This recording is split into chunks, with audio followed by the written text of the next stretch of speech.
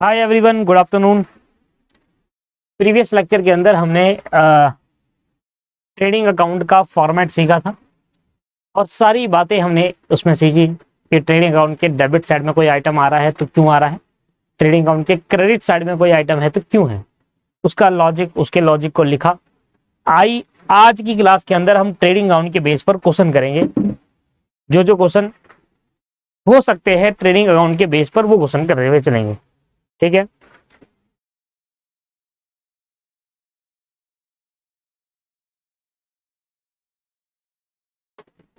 चलिए। तो profit making concern वही है, सोल प्रोप्राइटरशिप फाइनल अकाउंट वाला चैप्टर, इसका दूसरा नाम भी प्रॉफिट मेकिंग कंसर्न है।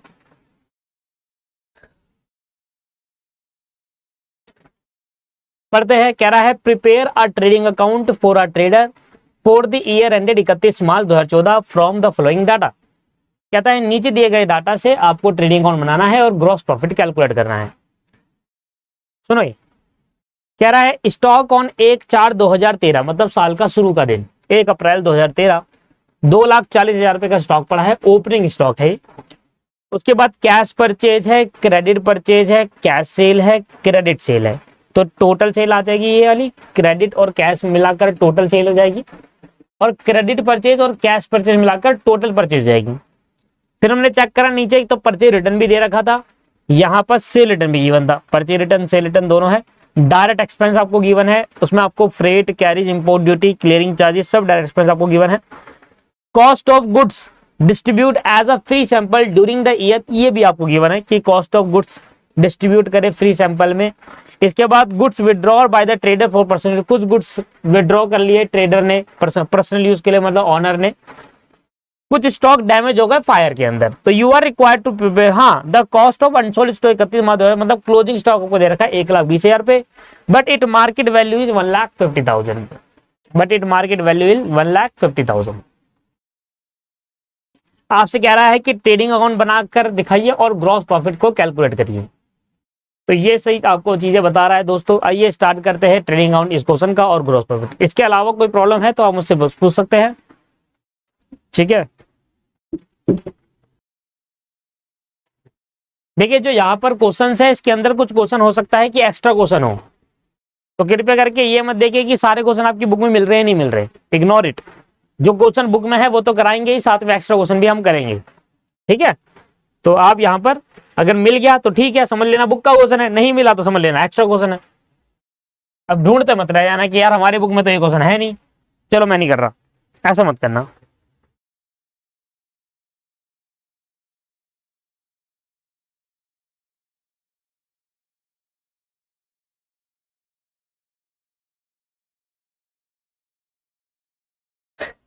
चलिए आइए बनाते हैं ट्रेडिंग अकाउंट।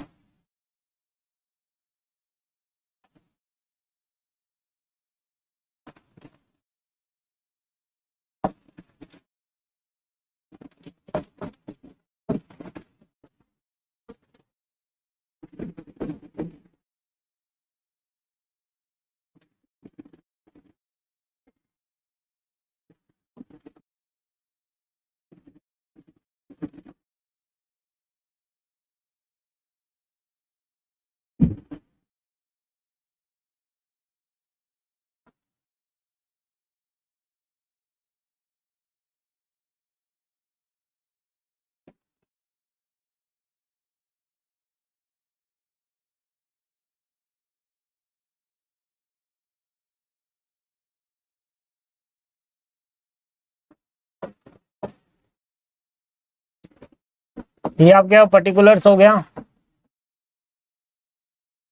यहाँ आपके पास अमाउंट हो गया, ये पर्टिकुलर्स और ये अमाउंट, क्रेडिट और डेबिट।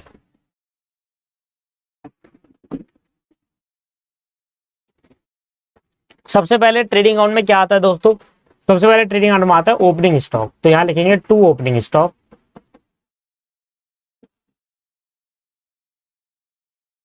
अब क्वेश्चन के अंदर हमें ओपनिंग स्टॉक कितना गिवन था चेक करें। ये रहा सर, ओपनिंग स्टॉक है 2,40,000। जो जो मैंने कर लिया उसको मैं काट देता हूँ। देखिए ओपनिंग स्टॉक में आप डाल चुका है, इसको मैं काट रहा हूँ।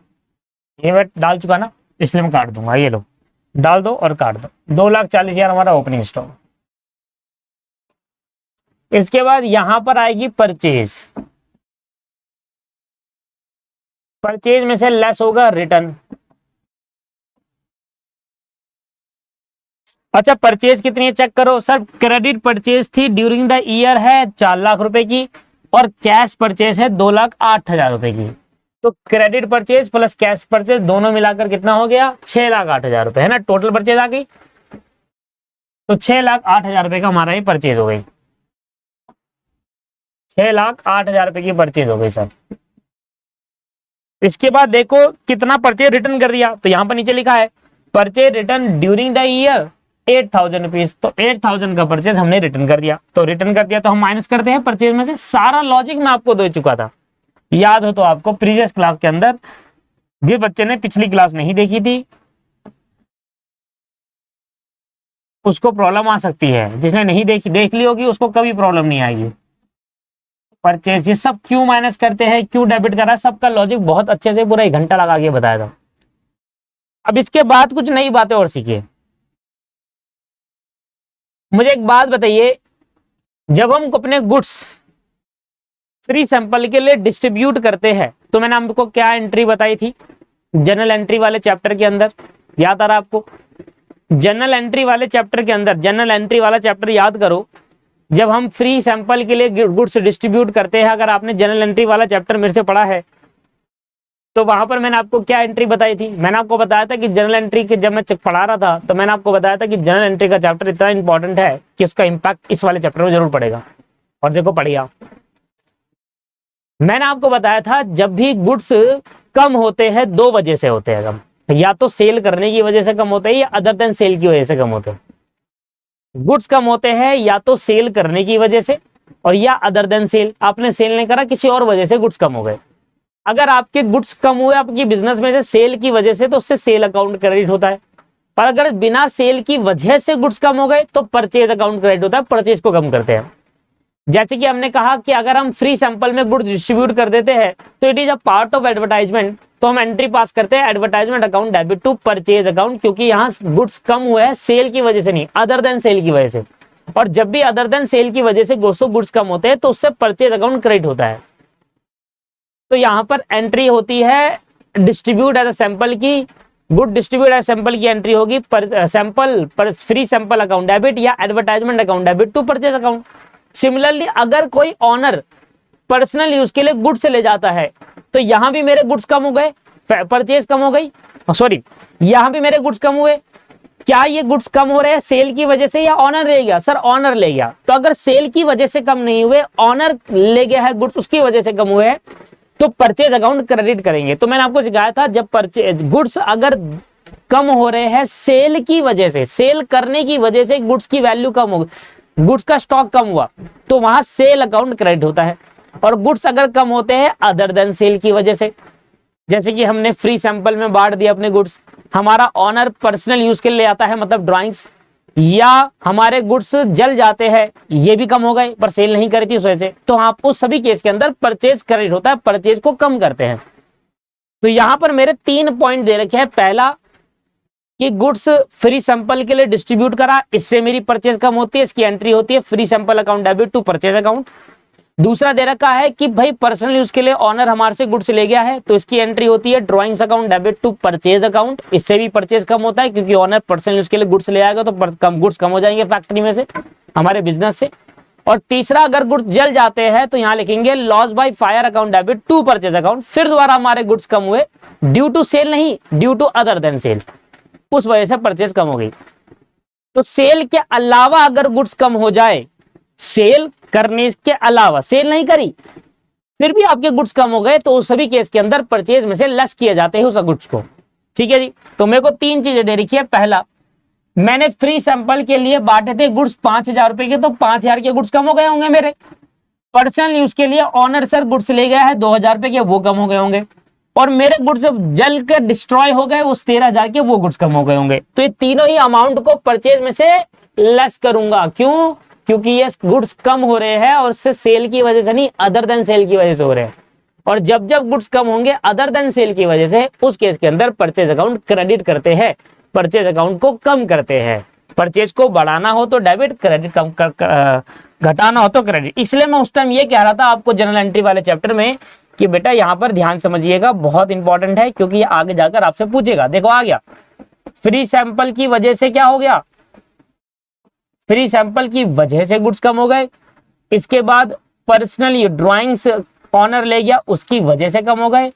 और फायर की वजह से गुड्स कम हो गए। तो इन तीन की वजह से गुड्स कम हो गए, फ्री सैंपल की वजह से, ड्राइंग्स की वजह से और फायर की वजह से। फ्री सैंपल के लिए 2-3 हजार से गुड्स कम हुए तो 3,000 से परचेज कर दो कम, 2,000 से ड्राइंग्स ले गया और 13,000 रुपए सर यहाँ पर जल गए गुड्स। अब यहाँ पर नेट आएगा कि मेरे पास कितने के गुड्स पड़े हैं। समझ में आ गया या नहीं आया? या आप ये जो जल गए ना, जो जल गए, ये जो जल गए ना, इसको आप यहां ना लेकर यहां भी लग सकते हो। याद है मैंने आपको बताया था कि जो गुड्स जल जाते हैं या कुछ हो जाता है वो लॉस बाय फायर जो होता है वो एक तरीके का एबनॉर्मल लॉस है। तो आप यहां पर इसको ले सकते हैं। मैंने प्रीवियस लेक्चर में बताया था एबनॉर्मल लॉस हमने क्रेडिट करा क्योंकि हमें उससे यूनिट कम करनी है, लॉस बाय फायर। या तो आप परचेज में से माइनस कर दो या आप अपोजिट साइड में लिख दो, दोनों से ही परचेज कम होती है। या आप यहां पर 13,000 रुपए लिख दो। बताया था नहीं बताया था प्रीवियस लेक्चर के अंदर? ऐसा कर सकते हैं आप, या तो डायरेक्टली यहां से माइनस कर देते हैं। तो मैंने कहा था देखो जब लॉस बाय फायर हो, एबनॉर्मल लॉसेज होता है। देखो ये लॉसेज नहीं है, ड्राइंग से कोई लॉस नहीं है, फेयर फ्री सैंपल कोई लॉस नहीं है। ये एक एडवर्टाइजमेंट के पर्पज से आपने फ्री सैंपल में बांटा, ड्राइंग्स आपका ऑनर ले गया, वो कोई लॉस नहीं है। लॉस है जो आपका जल गया है, इसलिए मैंने इन दोनों को यहां से माइनस कर लिया और जो जल गया है लॉस बाय फायर उसको एबनॉर्मल लॉस देकर मैंने यहां पर लिख दिया। कर सकते हैं, या तो आप परचेज में से माइनस कर लो या आप अपोजिट साइड में लिख लो, तब भी परचेज कम हो रही है। और जितने भी एबनॉर्मल लॉस है ड्यू टू प्रेजेंटेशन, क्योंकि हमें अच्छे से प्रेजेंट करना है और फॉर्मेट हमें क्या आता है, एबनॉर्मल लॉस सारे यहाँ पर क्रेडिट साइड में लिखकर ही माइनस करिएगा। ठीक है जी। और बाकी चीजें मैंने यहां से माइनस कर दी क्योंकि इस वजह से गुड्स कम हो गए। अब इसके बाद कुछ बचा नहीं है, इसके बाद यहां पर बच गया है 2 डायरेक्ट एक्सपेंस। अब डायरेक्ट एक्सपेंस में चेक करो कि भाई हमारे पास कौन कौन से डायरेक्ट एक्सपेंस है। इधर देखिए, फ्रेट, कैरिज और इंपोर्ट ड्यूटी और क्लियरिंग चार्जेस, ये 4 डायरेक्ट एक्सपेंस है। फ्रेट, कैरिज, इंपोर्ट ड्यूटी और clearing charges. Freight, carriage, import duty, clearing charges. कितना कितना अमाउंट निकल कर आता है?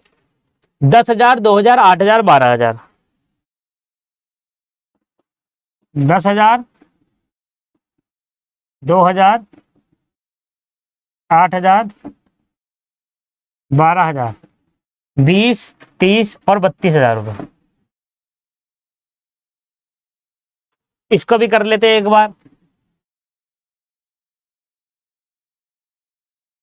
10,000, 2,000, 8,000 और 12,000, 32,000 ये हो गया। इसके बाद 6,08,000 माइनस 8,000 माइनस 3,000 माइनस 2,000, 5,95,000। इसके बाद यहां पर क्या आती है दोस्त, सेल। अब सेल देखो कितनी सेल है सर, सेल कहाँ गया, ऊपर ये रहा। कैश सेल क्रेडिट सेल मिलाकर होगी 3,50,000 और 6 लाख, तो 6, 7, 8, 9,50,000 की टोटल सेल है। अब 9,50,000 में से कितने सेल रिटर्न हुआ है, तो लेस कर देंगे cell return. Sir cell return कहां पर है, ये रहा। Cell return during the year 10,000 rupees, 10,000 का सेल रिटर्न हुआ है। 10,000 का सेल रिटर्न हुआ है तो 9,40,000 रुपए यहां पर आ जाएगा। इसके बाद यहां पर आता है बाय क्लोजिंग स्टॉक, खत्म। क्लोजिंग स्टॉक, अब क्लोजिंग स्टॉक के लिए मैं बना रहा हूं working note number 1। Closing stock के बारे में मुझे कुछ समझाना है आपको। इसके बाद ये क्लोजिंग स्टॉक डाल दो, यहां पर टोटल कर दो। अगर क्रेडिट साइड ज्यादा है और डेबिट साइड कम तो क्या आ जाएगा दोस्त, तो ग्रॉस प्रॉफिट आ जाएगा, राइट, जो कि ग्रॉस प्रॉफिट ही आ रहा है। यहां लिख देंगे 2 ग्रॉस प्रॉब्लम।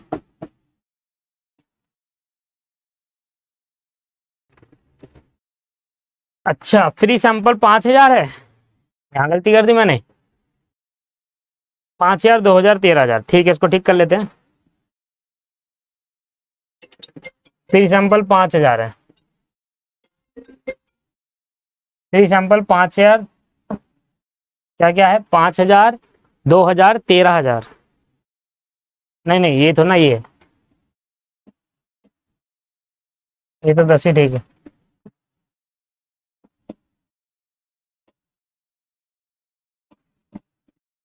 ठीक है सर, 6,08,000 माइनस 8,000 माइनस 5,000 माइनस 2,000, 5,93,000, 5,93,000। चलिए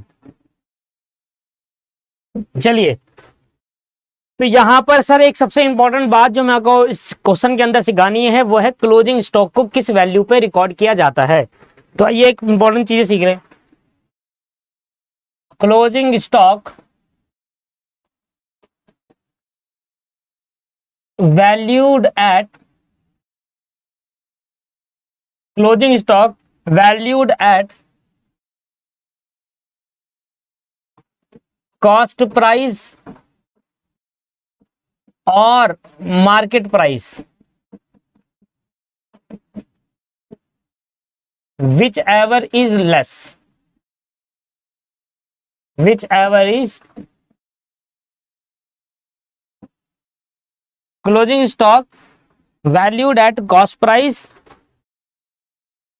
और market price, whichever is less. अब ऐसे क्यों बोला कि जो कम होगा उसमें, ड्यू टू, किस रीजन की वजह से, ड्यू टू प्रूडेंस,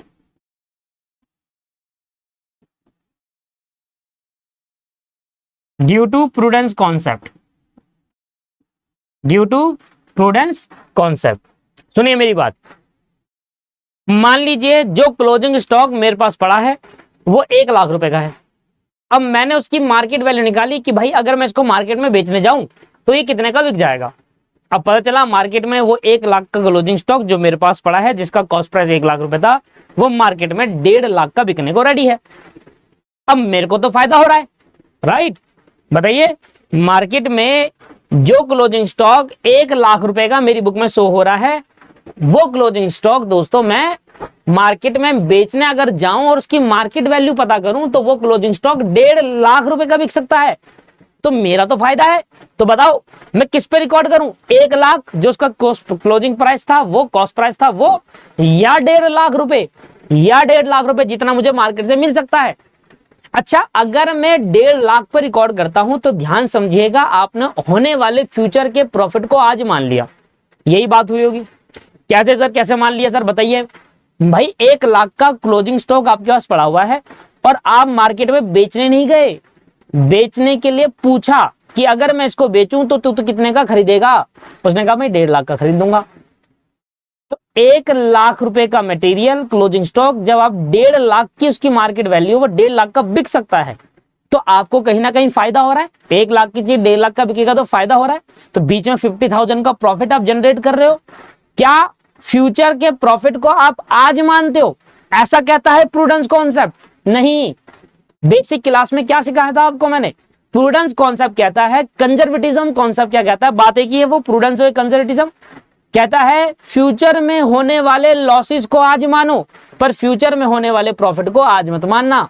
मतलब जो क्लोजिंग स्टॉक आज 1,00,000 के आपकी बुक में शो हो रहे हैं, अगर वो मार्केट वैल्यू उसकी 1,50,000 है, वो 1,50,000 में बिक सकते हैं, ठीक है, बिक सकते हैं, ओके। पर फ्यूचर के प्रॉफिट अभी तो नहीं बेच रहे ना आप, कब बेचोगे, अगले साल, जिस साल बेचोगे उस साल रिकॉर्ड करना, पर अभी आप फ्यूचर में अगले साल जब बेचोगे तब प्रॉफिट होगा, अभी तो कोई प्रॉफिट है, तो अगले साल का प्रॉफिट आप आज नहीं मानते, फ्यूचर में होने वाले प्रॉफिट को आज नहीं मानते। तो जो सबसे कम होगा मार्केट प्राइस या कॉस्ट प्राइस, उस पे हम क्लोजिंग स्टॉक की वैल्यू को रिकॉर्ड करते हैं। लेट्स सपोज कि जैसे कि मैंने कहा कि 1,00,000 रुपए कॉस्ट प्राइस है और 1,50,000 रुपए मार्केट प्राइस है, ठीक है ना। तो आपको दिख रहा है कि भाई 1 लाख रुपए का तो मेरी कॉस्ट ही आती है इसको, और मार्केट में अगर मैं बेचने जाऊं तो ये मुझे 1.5 लाख रुपए दे देगा बेचकर। मतलब 1 लाख का स्टॉक मार्केट में बेचने जाता हूं, बेचा नहीं है दोस्तों, अगर बेचा होता तो क्लोजिंग स्टॉक कहां होता। ठीक है, यहां तो मैं मार्केट वैल्यू का कैलकुलेशन कर रहा हूं। मान लीजिए मेरे पास एक पेन पड़ा है क्लोजिंग स्टॉक का, ये बिका नहीं इस साल, और मैंने देखा यार मार्केट में ये पेन मेरे को तो 10 रुपए का बनाने में कॉस्ट आई, पर मार्केट में ये पेन 15 का बिक जाएगा, तो मैं अपनी बुक में 15 की क्लोजिंग स्टॉक दिखाऊं कि 15 रुपए का मेरा क्लोजिंग स्टॉक है? नहीं सर, 10 रुपए का है, क्योंकि 15 तो जब बेचूंगा तब आएगा ना, फ्यूचर में जब प्रॉफिट अर्न होगा। ये तो फ्यूचर के प्रॉफिट को नहीं मानते आज, ऐसे नहीं कहता प्रूडेंस कॉन्सेप्ट। समझ में आ रहा है? ये कॉन्सेप्ट क्या है? कॉस्ट प्राइस और market price whichever is less, क्यों कहा गया? Due to prudence concept. Prudence concept या कंजर्वेटिज्म बोलते हैं इसको। वो कहता है फ्यूचर के होने वाले लॉसेस को आज मानना है, पर फ्यूचर में होने वाली इनकम को मत मानना। 1 लाख का क्लोजिंग स्टॉक भले ही मार्केट वैल्यू उसकी 1.5 लाख है, पर मार्केट वैल्यू का मतलब है जब बेचोगे तब वो 1.5 लाख मिलेंगे। तो फ्यूचर में बेचोगे, आज तो नहीं बेच रहे, आज तो क्लोजिंग स्टॉक है, तो फ्यूचर के प्रॉफिट को आज नहीं मानोगे, आज 1 लाख में शो करोगे। मतलब which ever is less, 1 lakh में या 1.5 लाख में शो करूं? सर 1 लाख में शो करूंगा। पर मान लीजिए इसका अपोजिट हो, मान लीजिए इसका अपोजिट हो, आज 1 लाख का आपका क्लोजिंग स्टॉक पड़ा हुआ है। आपको क्लोजिंग स्टॉक कितने का पड़ा है सर? 1 लाख रुपए का आपके पास क्लोजिंग स्टॉक पड़ा है, और बाहर मार्केट में आप पता करते हो कि कितने का बिक जाएगा? 80 का बिक रहा है, ये तो आपको लॉस होगा। 1 लाख का क्लोजिंग स्टॉक आपके पास पड़ा हुआ है, और जब मार्केट वैल्यू पता करी तो ये क्लोजिंग स्टॉक 80 का बिक जाएगा, मतलब लॉस है आपको। मतलब क्या हो जाएगा? लॉस। और कब होगा लॉस? ये फ्यूचर में होगा जब बेचने जाओगे। आज तो क्लोजिंग स्टॉक ही है, इस साल तो नहीं बेचोगे, अगले साल बेचोगे, इस साल तो क्लोजिंग स्टॉक बच गया है। मतलब इस साल के एंड में जो 1 लाख रुपए का क्लोजिंग स्टॉक बच गया है, वो जब अगले साल बेचने जाओगे तो उसको 80,000 ही मिलेंगे, मतलब 20,000 का लॉस हो जाओगे। और प्रूडेंस कॉन्सेप्ट ऐसा कहता है कि फ्यूचर में होने वाले लॉस को आज मानना है। इसका मतलब कि 1 लाख का क्लोजिंग स्टॉक भले ही आपके पास है, अगर उसकी मार्केट वैल्यू 80 रह गई तो 80 में ही रिकॉर्ड करना। क्यों? कि फ्यूचर में होने वाले जो 20,000 का लॉस होगा, भले ही वो लॉस फ्यूचर में होगा, पर आज मानना। ऐसा कहता है प्रूडेंस कॉन्सेप्ट। समझ में आ रहा है? इसलिए विच एवर इज लेस दिखाया।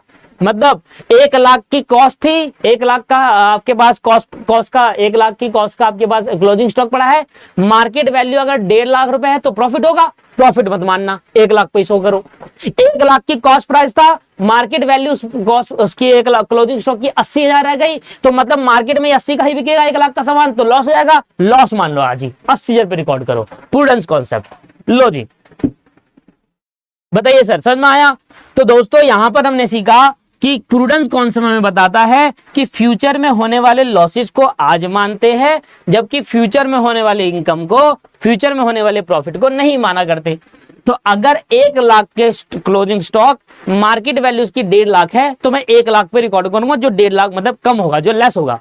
अगर 1 लाख की क्लोजिंग स्टॉक और मार्केट वैल्यू उसकी 80 है, तो कम क्या है? 80, तो 80 पे ही रिकॉर्ड करूंगा। मतलब 80 पे रिकॉर्ड करने का मतलब है कि फ्यूचर के लॉसेस को मान लो, और 1.5 लाख पे रिकॉर्ड करने का मतलब नहीं है, ये है 1.5 लाख पे रिकॉर्ड नहीं करना, इसका मतलब है फ्यूचर के प्रॉफिट को नहीं मान रहे। Prudence concept. होप आपको ये समझ में आ गया है कि क्यों हम ऐसा करते हैं। अब देखिए क्लोजिंग स्टॉक मेरी बुक वैल्यू कॉस्ट प्राइस दिख रहा है 1.5 लाख, पर उसकी मार्केट वैल्यू अब 1,50,000, और मुझे पता है कि ये मेरा प्रॉफिट है कि भाई 1,20,000 का सामान मार्केट में 1,50,000 का बिक जाएगा, मतलब 30,000 प्रॉफिट। तो क्या आज ही मान लू? नहीं, 1,20,000 पे शो करो, जो लेस होगा उस पे शो करेंगे। मतलब क्लोजिंग स्टॉक किस पे शो करा जाएगा? Which ever is less. मतलब 1,20,000 रुपए का दिख रहा है मेरे को क्लोजिंग स्टॉक, और 1.5 लाख रुपए का मुझे क्लोजिंग स्टॉक दिख रहा है, जो इसमें से दोस्तों लेस होगा उस पे मैं रिकॉर्ड करूंगा, उस पे मैं अपनी रिकॉर्डिंग करूंगा। मतलब 1,20,000 का ही शो करूंगा। फ्यूचर के प्रॉफिट, ये प्रॉफिट हो रहा है यहाँ पर, इसको नहीं मानूंगा मैं आज। कैलकुलेशन कर लो सर, टोटल कर लो, आपका आंसर आ गया यहाँ पर। ठीक है जी, बताइए। 9,40,000 प्लस 13,000 और प्लस 1,20,000, यह आ गया भैया 10,73,000, 10,73,000, 10,73,000, 10,73,000। इसमें से 32,000 माइनस करो, 5,93,000 माइनस करो, और 2,40,000 माइनस करो। सर 2,08,000 रुपये आपका प्रॉफिट निकल आ रहा है, 2,08,000 रुपये आपका आ गया प्रॉफिट।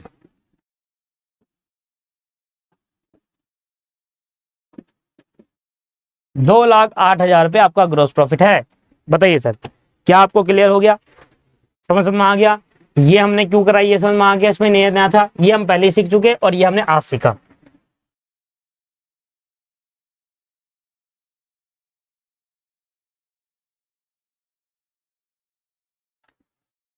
चलिए, तो पहला क्वेश्चन हमारा कंप्लीट होता है और पहले क्वेश्चन का आंसर एक बार हम चेक करते हैं। ये लो, 2,08,000 पे आंसर भी मैच कर गया है। अगला क्वेश्चन देखते हैं।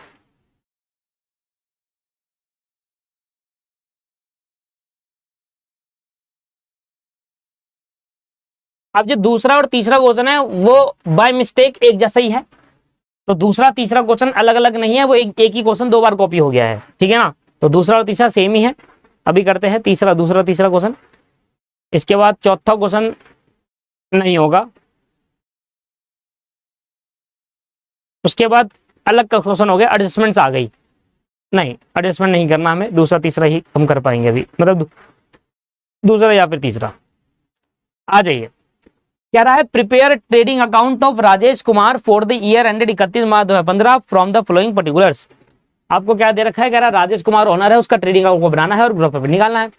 ओपनिंग स्टॉक दे रखा है, क्लोजिंग स्टॉक दे रखा है, परचेज कैश दे रखी है, क्रेडिट दे रखी है, टोटल परचेज हो गई। यहाँ टोटल कैश सेल हो गई, कैश सेल और क्रेडिट सेल। इसके बाद आपको दे रखा है return to supplier, return by customer. Customer अगर हमें रिटर्न करेगा तो सेल रिटर्न होता है, पर अगर हम रिटर्न कर रहे हैं तो परचेज रिटर्न है, क्योंकि हम उससे खरीद के लाए थे तभी तो रिटर्न करें। सप्लायर से हमने खरीदा होगा तभी मैं रिटर्न करूंगा, तो ये परचेज रिटर्न हो गया ऊपर वाला, और नीचे वाला कस्टमर को हमने माल बेचा होगा तब वो रिटर्न कर रहा है, तो सेल रिटर्न हो गया। Goods withdrawn bye Rajesh Kumar, drawings है, इससे गुड्स कम हो गए होंगे, फ्री सैंपल दिया, इससे भी गुड्स कम हो गए होंगे। इस बार एबनॉर्मल लॉस नहीं है। जल्दी से बताइए, आंसर निकाल के दिखाइए। आपके सामने क्वेश्चन है, कुछ भी नहीं है क्वेश्चन के अंदर दम। ये राजी, 5 मिनट दे रहा हूं आपको, जल्दी से इस क्वेश्चन को सॉल्व करके दिखाओ और आंसर निकाल के दिखाइए।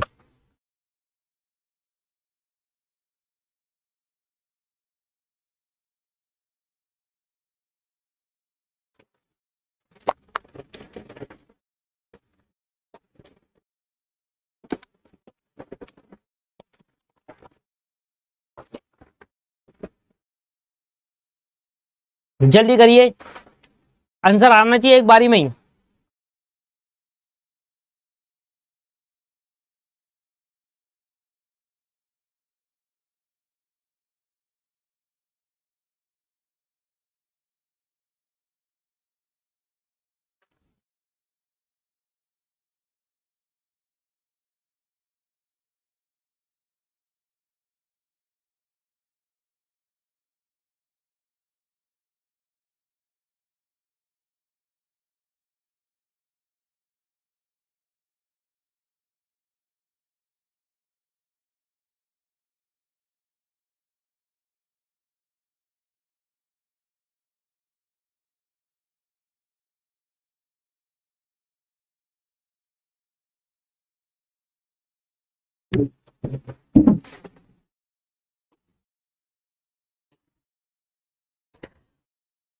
ओपनिंग स्टॉक 2,50,000 रुपए का है, क्लोजिंग स्टॉक 4,75,000 का है, कैश सेल 370 की, क्रेडिट सेल 825 का। कैश आपके पास कैश परचेज है 370, क्रेडिट परचेज है 8,25,000, कैश सेल है 510 और क्रेडिट है 1150। चलिए मैं करके दिखाता हूँ आपको। वही ट्रेडिंग अकाउंट,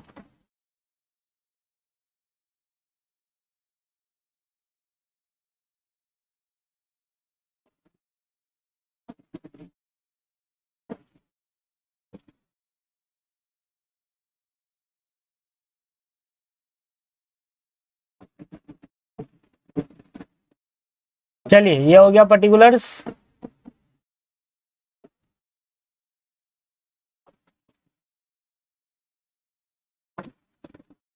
ये हो गया अमाउंट, ये हो गया पर्टिकुलर्स, ये हो गया अमाउंट। मेरे को सारा याद आ रहा है। सबसे पहले आएगा opening stock, to opening stock, इसके बाद आएगा टू परचेज।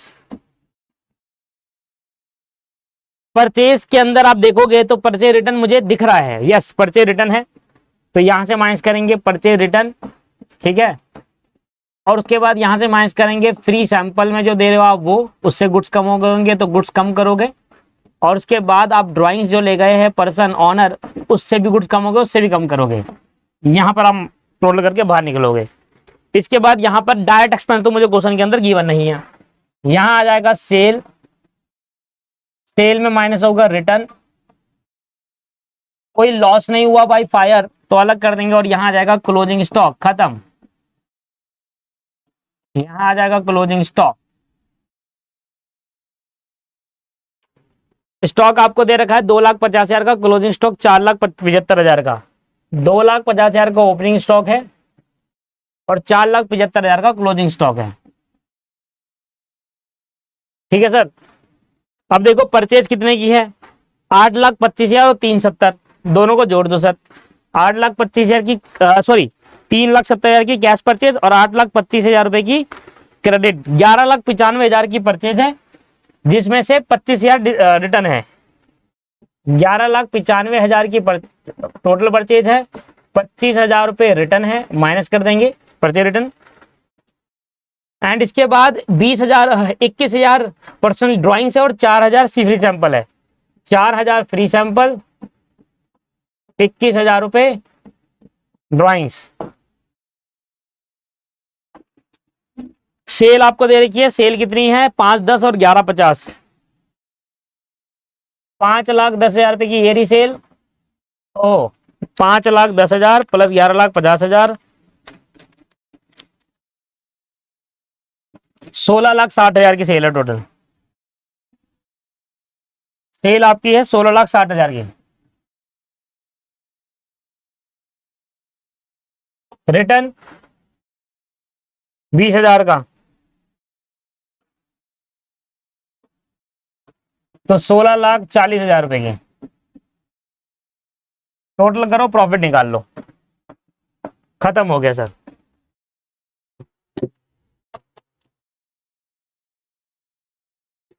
हाँ जी, तो टोटल आया 21,15,000 रुपए, और 21,15,000 में से इसका नहीं करा भी टोटल, इसका भी कर लेते हैं, 11,95,000 में से 25,000 माइनस, 4,000 माइनस और 21,000 माइनस, 11,45,000 रुपए,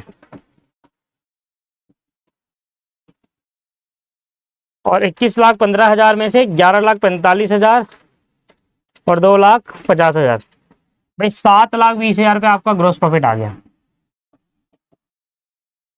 तो बताइए क्या क्लियर है आपको ग्रोस प्रॉफिट, ट्रेडिंग अकाउंट बनाना आ गया आपको। देखिए अभी आपको ट्रेडिंग अकाउंट बनाना आया है, पर अभी हम जब एडजस्टमेंट इसकी करेंगे तो आपको और भी बहुत सारी चीजें नजर आएगी। एडजस्टमेंट जब हम करेंगे तो और भी आपको समझ में आएगा कि कैसे हम एडजस्टमेंट के साथ ट्रेडिंग अकाउंट बनाते हैं। अभी तो सिंपल और ट्रेडिंग अकाउंट था जिसमें एडजस्टमेंट थी ही नहीं, फिर एडजस्टमेंट सीखेंगे तो उसके बाद फिर और ट्रेडिंग अकाउंट बनाना सीखेंगे। तो होपफुल आपको ये वाली बात समझ में आ गई है।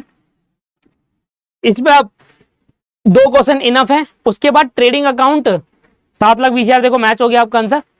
उसके बाद trading account and PNL account बता रहा है कौन कौन से है, तो पीएनएल अकाउंट जो होगा हमारा नेक्स्ट क्लास में रहेगा, उसके बारे में बताऊंगा कि पीएनएल अकाउंट के अंदर डेबिट साइड में क्रेडिट साइड में क्या आता है, ये सारी चीजें आपको डिस्कस करेंगे नेक्स्ट क्लास के अंदर। एंड फिर आगे क्वेश्चन करेंगे। यहां पर देखो आपको दे रखा है ट्रेडिंग अकाउंट, कह रहा है ट्रेडिंग अकाउंट बनाइए, बट यहां पर आपको एडजस्टमेंट भी दे रखी है। देखो ये हमने पढ़ी नहीं है अभी, तो हम कर नहीं पाएंगे एडजस्टमेंट, जब तक नहीं पढ़ेंगे जब तक कर नहीं पाएंगे। तो एडजस्टमेंट स्टार्ट करेंगे अब, एक बार नेक्स्ट क्लास में मैं आपको पीएनएल अकाउंट समझा दूं, उसके बाद फिर एडजस्टमेंट स्टार्ट करेंगे। फिर सारी एडजस्टमेंट है दोस्तों, फिर उसके बाद कोई है ही नहीं, विदाउट एडजस्टमेंट वाला है ही नहीं। देखो ये trading and PNL net profit वाला है, तो ये वाला क्वेश्चन हम कल करेंगे, कल वाली क्लास के अंदर। 8वां क्वेश्चन याद दिलाइएगा, मुझे नेक्स्ट क्लास में करना है कल वाली क्लास के अंदर, क्योंकि इसमें विदाउट एडजस्टमेंट वाला है, और उसके बाद सारी एडजस्टमेंट है, फिर उसके बाद नहीं हो पाएगा क्वेश्चन। और कल मैं आपको एडजस्टमेंट क्यों करते हैं, मतलब नेक्स्ट क्लास में हम ये सीखेंगे कि एडजस्टमेंट हम क्यों करते हैं, रीजन ऑफ द एडजस्टमेंट क्या है, हमें एडजस्टमेंट करनी क्यों पड़ती है, और कितनी एडजस्टमेंट हमें सीखनी पड़ेगी इस चैप्टर के अंदर, वो तो मैं आपको लिखवा चुका था आई थिंक। वो हमें इतनी एडजस्टमेंट सीखनी है, बट क्यों करनी है हमें एडजस्टमेंट, वो हम पढ़ेंगे, पीएनएल अकाउंट के फॉर्मेट को समझेंगे। आज की क्लास को यहीं समाप्त करेंगे, मिलेंगे अपनी नेक्स्ट क्लास के अंदर सेम चीज को सीखकर।